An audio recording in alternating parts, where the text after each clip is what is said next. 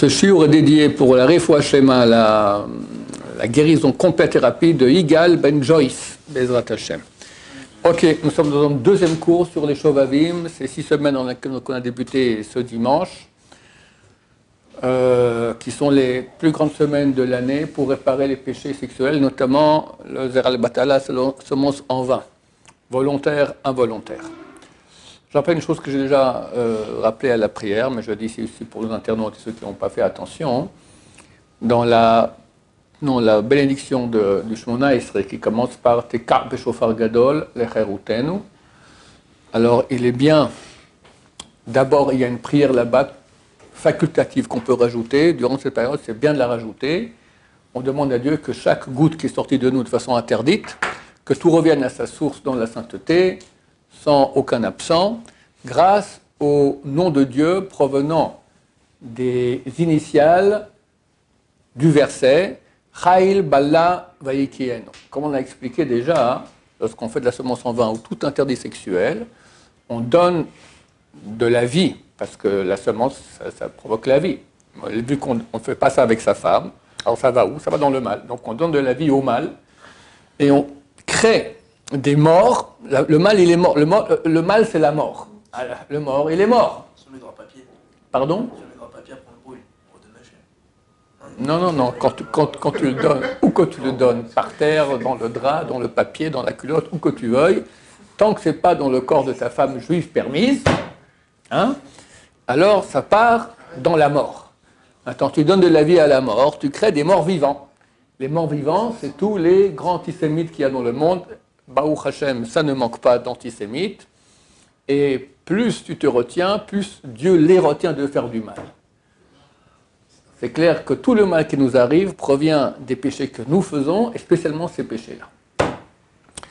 Maintenant, durant ces 6 semaines-là, on peut ramener ces étincelles de vie qu'on a données à la mort, et comme ça la mort, elle meurt vraiment. Et durant toute l'année aussi, alors c'est bien de faire cette prière-là, mais spécialement dans ces 6 semaines-là, et il y a un nom de Dieu qui s'occupe de ramener ces étincelles. Le verset dit « Chayil Balla Vayikienu » Chayil, la puissance. Balla, il a avalé, Vayikienu, et qu'il a vomi. On parle du mal. Le mal, il a avalé notre puissance. La semence de vie que j'ai donnée. Je lui ai donné, hop, il a avalé. Le mal. Le mal, il est dans l'air, il est là. Il est sous la terre. Non, pas du tout. Pas du tout. Le mal, il est partout. Manas, il y a du bien et il y a du mal. Voilà. C'est vrai que le mal il est plus bas que la Kedusha, elle est en haut, et le mal, il est en bas. Mais il est présent. Il est extrêmement présent, le mal. Tu as tourné la tête à gauche, à droite, tu vois que du mal partout. Donc il y a du mal, et tu vois des gens qui nous font du mal, qui veulent nous faire du mal. Tout ça provient du mal. Maintenant, on veut affaiblir le mal, on veut lui reprendre les étincelles de sainteté qu'on lui a données en faisant, à Dieu ne plaise, soit de la masturbation, soit des pollutions nocturnes, soit une relation interdites avec une femme. Alors, pour ramener cela, il y a un nom de Dieu qui ramène cela. Ce nom de Dieu, on ne peut pas le dire, on peut les lettres. C'est Chet, et puis Bet, et puis Vav. Ce sont les initiales de Chayil Bala Vayikienu. La puissance, il a avalé, qu'il la crache, qu'il la vomi. D'accord? Maintenant, donc, on fait une prière en disant, on demande à Dieu que chaque goutte qui sortit de mon corps de façon interdite, volontaire, involontaire, etc., que tout revienne à la sainteté, sans aucun absent, grâce au nom de Dieu qui sort des initiales, Chayil Bala Vayikienu. C'est une prière qu'il vaut la peine de faire de temps en temps, et durant ces 6 semaines, de faire plusieurs fois. Attention quand même. Quand on fait une mitzvah qui n'est pas obligatoire, 3 fois de suite, ça devient un éder. Ça devient un vœu. Alors ça vaut la peine. Alors c'est un éder facile à autoriser, c'est un éder des Rabbanan. La Taras Nedarim que vous faites ici vendredi matin, il suffit pour réparer ça. Donc, tu prends 3 personnes, tu dis voilà, j'aimerais autoriser-moi tous les Nedarim que j'ai fait, que j'ai fait des mitzvot non obligatoires 3 fois de suite et je n'ai pas dit bli neder. Ils te disent machoular, c'est terminé. D'accord? Pas besoin de faire les vœux qui sont de la Torah, c'est beaucoup plus compliqué à autoriser, mais ça c'est facile à autoriser. Et vous dites, je pose la condition, il faut dire à voix haute, je pose la condition que si je fais cette prière 3 fois de suite, que ce soit bli neder pour toute ma vie. Oui. Il y a quoi, par exemple, comme vœu de la Torah? Sans faire un cours sur les vœux de la Torah. Si tu veux, après on va en parler un peu, parce qu'on avait dit que c'est bien de ne pas faire des vœux. Vœux de la Torah, c'est quand tu dis que tu vas faire une mitzvah qui n'est pas obligatoire. Demain, je vais étudier un chapitre, je vais lire un peu de Tehillim. Alors là, c'est pas le cas. La Gemara dit, il a fait un grand vœu au Dieu d'Israël. Un grand vœu. Demain, je vais appeler mes parents. Ou moi, je vais appeler mes parents maintenant. Je vais aller prier à la tombe d'un tzaddik. D'accord? Tout ça, c'est pas obligatoire, mais c'est une mitzvah. Si on le dit, ça devient un vœu et il ne faut pas faire. Donc, il faut toujours dire bli neder. Il faut dire, non. Quelqu'un qui dit cela, il a fait le vœu. Alors, il faut dire et rajouter bli neder. Ou même dire bli neder avant. D'accord? Si tu dis demain, je vais appeler mes parents, bli neder. Trop tard. 3 secondes, hein. Il est le temps de dire les mots Shalom Alecha Rabbi. 7 syllabes. Shalom Alecha Rabbi. Demain, je vais voir mes parents. Oui, bli neder, ça va. Si tu as attendu plus, ça devient un neder. Terrible, il faut l'autoriser. Même si tu le réalises, tu as fait un péché. Ah bon? Ouais, c'est écrit dans les lois sur les nédarim. Le premier article des lois nédarim, je dit, celui qui fait un néder, alors c'est comme s'il a créé un autel hors du temple. Il n'a pas le droit de faire sacrifice hors du temple. C'est comme s'il a créé un autel hors du temple. Et s'il réalise son néder, c'est comme s'il a sacrifié un animal sur cet autel. C'est super interdit. On ne fait pas de nédarim. Voilà, terminé. Oui. Si on vient faire un éder involontairement, il vaut mieux ne pas le réaliser. L'enterrement de qui? De quoi? Involontairement. Involontairement. Mieux vaut pas réaliser, mieux vaut ne pas le réaliser et mieux vaut aller l'autoriser immédiatement. Tu viens me voir, on s'en occupe, on fait. C'est pas compliqué, ça prend 1 minute, d'accord? Mais il faut faire, il y a une façon de faire. Bon, je ne vais pas vous faire un cours sur les nédarim comme on fait pour autoriser, c'est plus compliqué, d'accord? Ça, c'est les néders de la Torah. Alors, on revient maintenant donc faire cette prière-là, mais ça vaut la peine de dire, pour toutes les mitzvot que quelqu'un fait maintenant, un néder de Rabban, quelqu'un fait une mitzvah qui est non obligatoire 3 fois de suite, ça devient un néder. Donc ça vaut la peine avant qu'il fasse les 3. Moi, par exemple, maintenant, j'ai commencé à faire cette prière-là, 3 fois de suite, j'ai oublié. Il faut absolument que je dise le truc, j'ai oublié, j'ai fait déjà 3 fois de suite. Donc, je vais prendre 3 personnes, je leur dirai, voilà, écoutez, j'ai fait un néder que je fais en prière, autorisez-le-moi. Et ils s'autorisent, ils me disent, machoulach, c'est terminé, c'est bon, ça suffit. Oui. Quand vous dites 3 fois de suite, ça veut dire qu'il faut le faire 2 fois, une fois non, et ça c'est le meilleur. Ça, c'est le meilleur. Ou tu dis avant, pour pas tomber, parce que tu dirais, je pose la condition, et ça, il faut le dire à haute voix, je pose la condition que si je dis 3 fois ou plus cette prière-là de suite, que ce soit bli neder. Et comme ça, tu peux tout étudier pour toute ma vie, comme ça, tu es tranquille toute ta vie. Vraiment, D'accord. Si on le fait vraiment toute sa vie, cette prière-là, l'iraton, bah, du coup ça devient un éder. Non, si tu as fait c'est pour la condition avant, c'est pas un neder, c'est bon. Ça va, tu as posé une condition. J'ai fait 40 ans avant. Pour les 40 ans avant, tu fais l'internédarim. Tu demandes 3 personnes, ils s'autorisent. Donc ça, tu n'as plus de neder. Ensuite, tu dis, dès maintenant, si je fais 3 fois ou plus, ça sera bli neder. OK? En plus, pardon? La tefila, de mettre la tefila, c'est comme si on avait fait un éder. Non, j'ai dit une mitzvah qui n'est pas obligatoire. Ah. Maintenant, ça vaut la peine aussi, dans cette bénédiction, on dit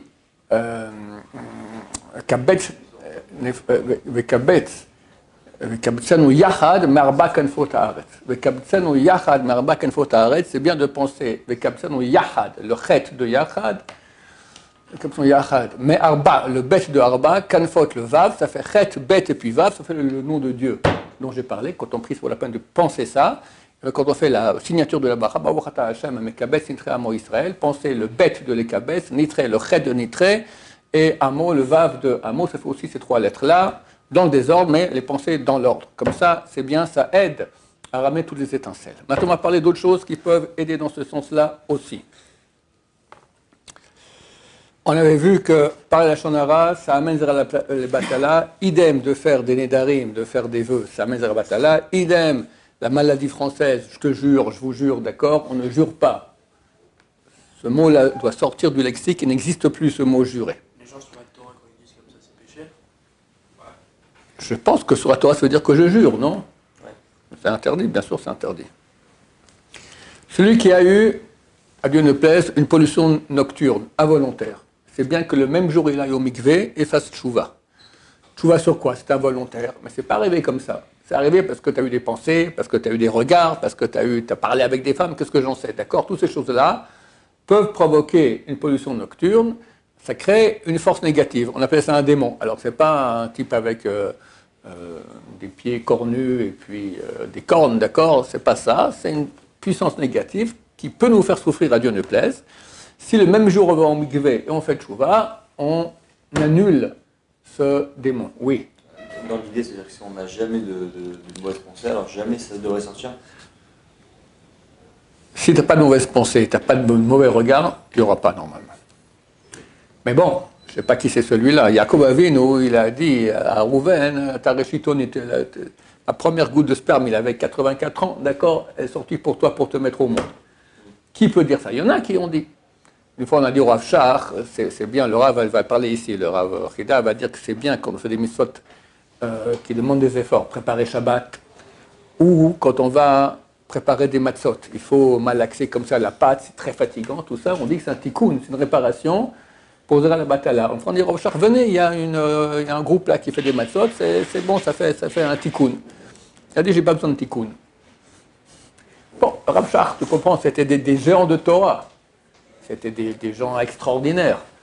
Une fois, un type qui était proche de lui, il voyait qu'il dormait le Rav Shach. Et son oreiller était un peu comme ça, et la tête, elle tombait. Hop, alors, il tombait, tac, hop, il se relevait comme ça. Toute la nuit, il dormait comme ça, la tête tombait, hop, il la relevait sur l'oreiller. Alors, le type est venu, il a tiré l'oreiller pour qu'il dorme mieux. Il s'est réveillé, qu'est-ce qui se passe? Non, parce que votre oreiller n'est pas bien mis. Non, je fais ça exprès. Mais pourquoi? Il dit, quand j'étais jeune, une fois, je me suis levé après le temps du Krachma le matin. Krachma aujourd'hui, c'est 8h20, quelque chose comme ça. Il s'est réveillé après. Il a raté le Krachma du matin. Depuis, il met son oreiller comme ça pour qu'il soit réveillé. Il fasse attention de ne pas rater cela. Tu comprends de quoi on parle? On parle de géants du peuple d'Israël. C'est des gens extraordinaires. Qui peut dire que pendant un an, il n'a jamais... Bon, au bout d'un moment, il devient plus intelligent et fait attention de ne pas rater le Krachma du matin. On continue. Celui qui mange beaucoup avant d'aller dormir. Il y a des choses qui provoquent les pollutions nocturnes. Les plats lactés, l'ail, les œufs, le poisson, le vin. Donc faire attention de ne pas s'embourrer le soir avant d'aller dormir, parce que ça peut être une recette, c'est marqué, de ne pas manger ça la veille de Kippour. Parce que celui qui a une pollution nocturne la nuit de Kippour, c'est marqué, il ne finira pas l'année. Et s'il finit l'année, alors il peut être heureux parce qu'il fait partie de Olam Haba, parce qu'il a tellement de mérite, normalement il aurait dû crever. D'accord? Et il a survécu, donc il peut être content parce que certainement il fait partie du Olam Haba. Le Stapler, le père de Rav Chaim Kanievski a déjà dit, ne vous excitez pas messieurs. D'abord, il faut comprendre qu'un jeune homme non marié, en moyenne, il a une fois par mois une pollution nocturne, ça se peut, c'est tout à fait normal.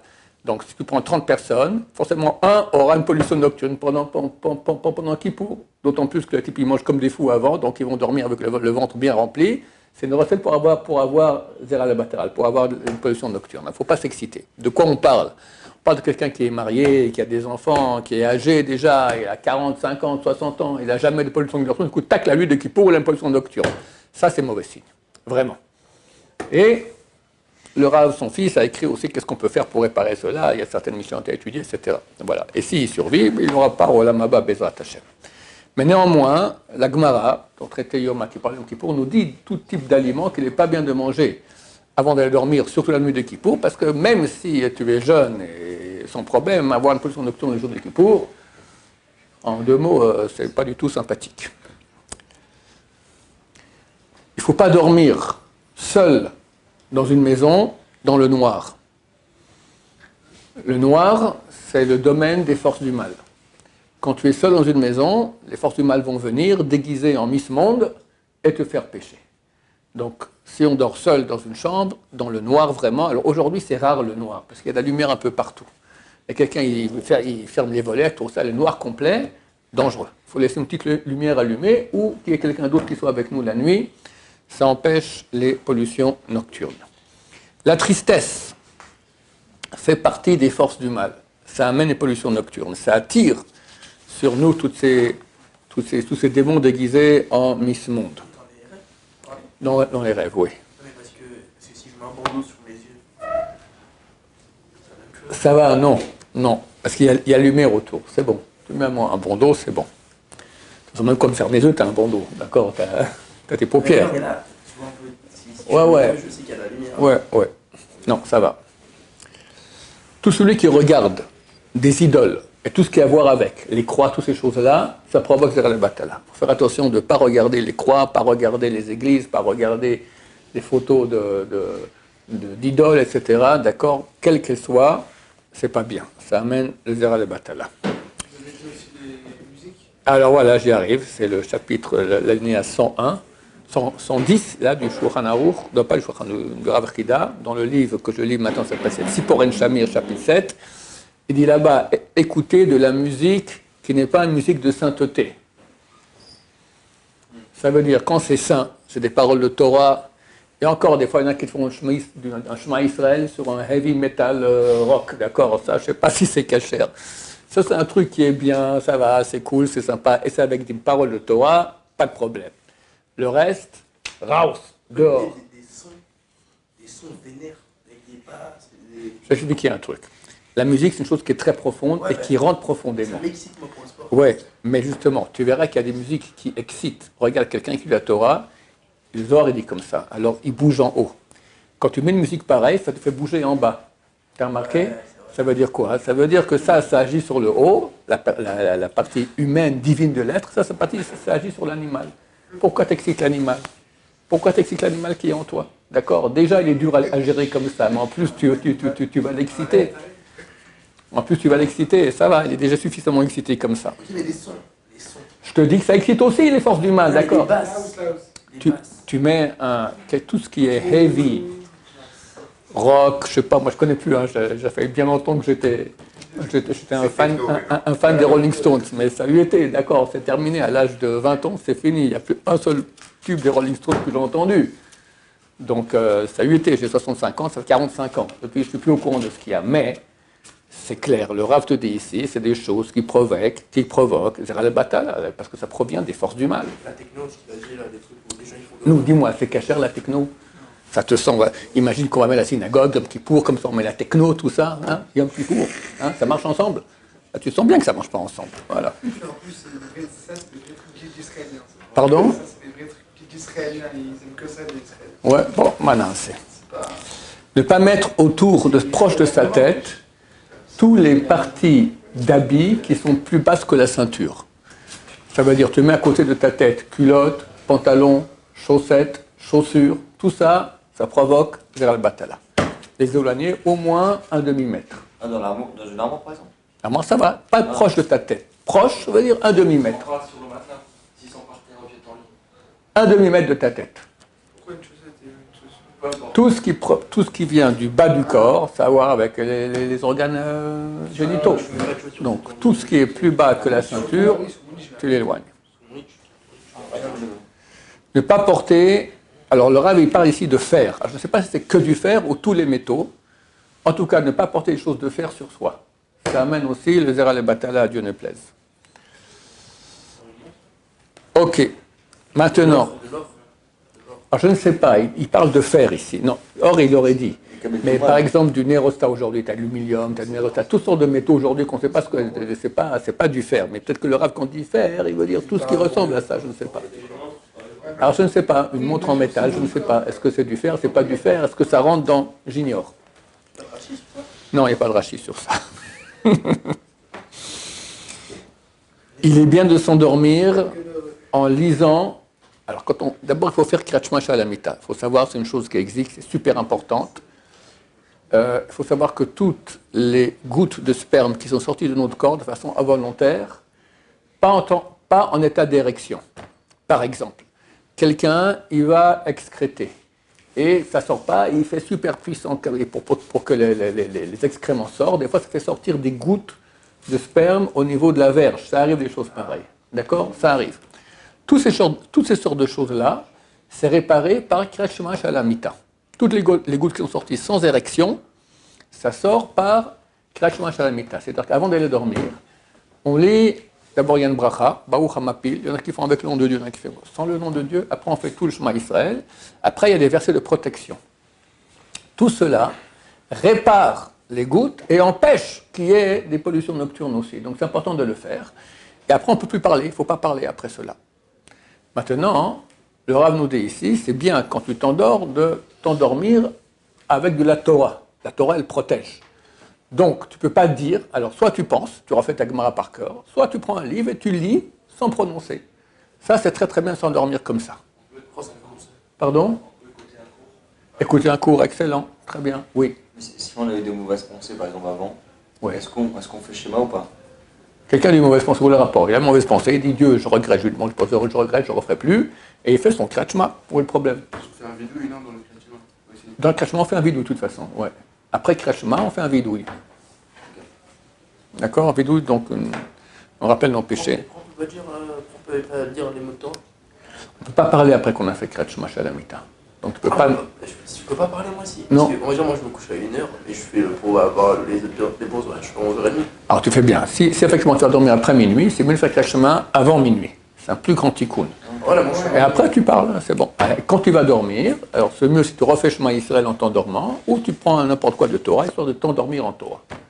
C'est vrai que si quelqu'un va dormir après minuit, c'est mieux de faire krachma shalamita avant minuit. Mais sans le nom de Dieu, la bracha, alors, dans ce cas-là. Ah bon? Ouais, il y en a qui disent que ça va aussi, il y en a qui disent que non. Voilà, moi je fais partie plutôt qui disent que non. Il y en a qui disent que oui quand même. C'est très très conseillé de dormir avec un talit katan. Il faut comprendre que, comment ça je vais expliquer cela? Notre corps, c'est de la matière.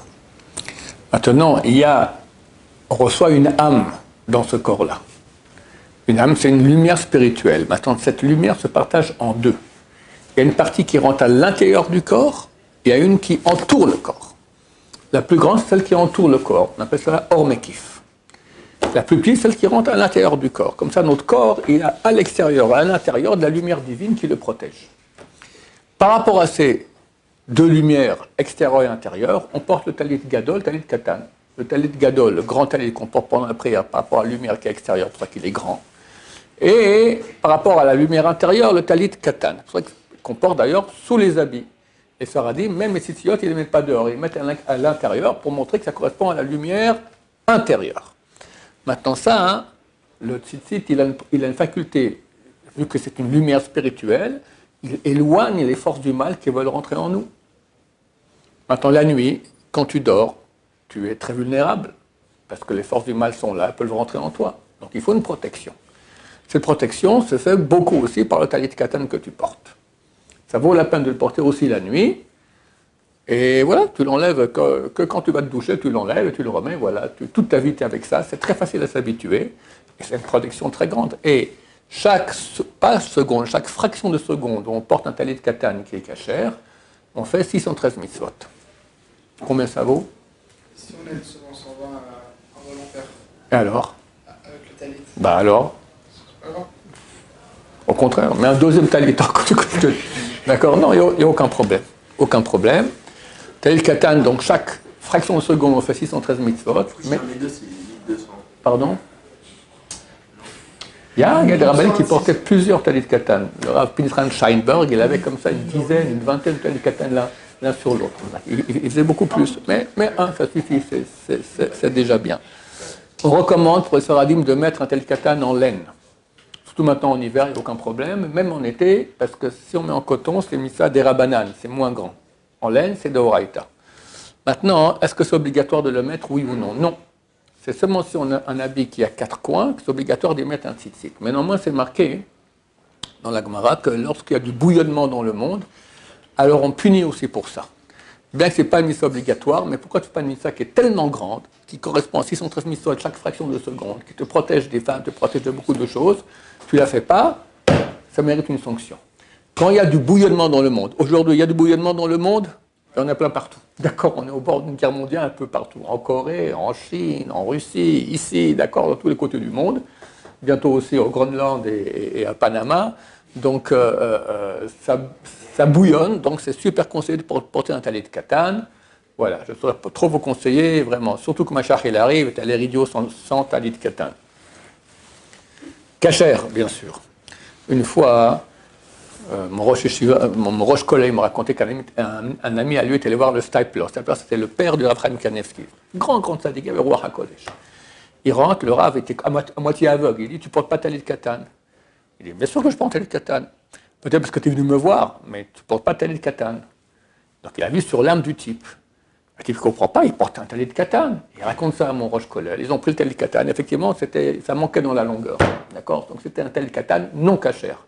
Donc prenez alors la longueur. Le top, 72 cm de large. C'est ce que je porte. Tu vois, je suis tout fin et j'ai un gros machin comme ça. 60, ça c'est le top. Moins 60, moins 48.